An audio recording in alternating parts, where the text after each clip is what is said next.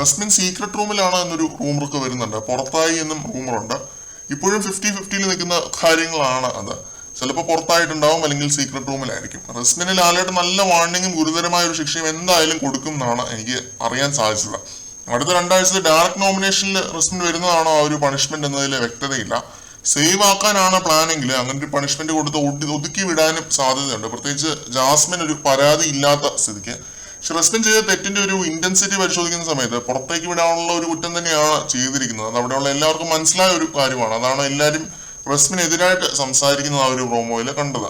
Season 4 same situation ആണ് ഉണ്ടായത്, അതിൽ ഒരു ഡൗട്ടുമില്ല. ഇനി റസ്മിനെ സേവ് ആക്കി നിർത്താനാണ് ഉദ്ദേശമെങ്കിലും എനിക്ക് ആസ് എ പ്രേക്ഷകൻ കാണാൻ താല്പര്യമുള്ളൊരു കാര്യം ലാലേട്ടൻ റസ്മിനെ നല്ല രീതിയിലൊന്ന് വഴക്ക് പറയുന്നത് കാണാനായിട്ടാണ്. അതും തെളിവ് സഹിതം കാണിച്ചിട്ട് തന്നെ വഴക്ക് പറയണം.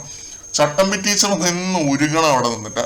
റസ്മിന്റെ അരഗൻസിന് അങ്ങനെ ഒരു തിരിച്ചടിയെങ്കിലും ഷോ ഡയറക്ടർ കൊടുക്കുമെന്ന് നമുക്ക് പ്രതീക്ഷിക്കാം. സിബിനെയൊക്കെ നിർത്തിപ്പൊരിച്ച പോലെ ഒരു ഗ്രില്ലിംഗ് സെഷൻ അത് Resmin അർഹിക്കുന്നുണ്ട്.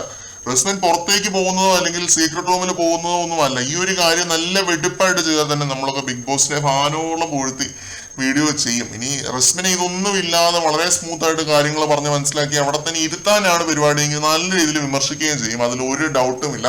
Promo is not a promise ആണ്. അതുകൊണ്ട് ആ ഒരു പ്രോമോ കണ്ടു വെച്ചിട്ടൊന്നും ആരും നമ്പാൻ നിൽക്കേണ്ട. റസ്മിൻ ബിഗ് ബോസിന്റെ സ്വന്തം ആളാണെന്നാണ് എനിക്ക് തോന്നുന്നത്. കൂടുതൽ അപ്ഡേറ്റുകളുമായിട്ട് വീണ്ടും കാണാം.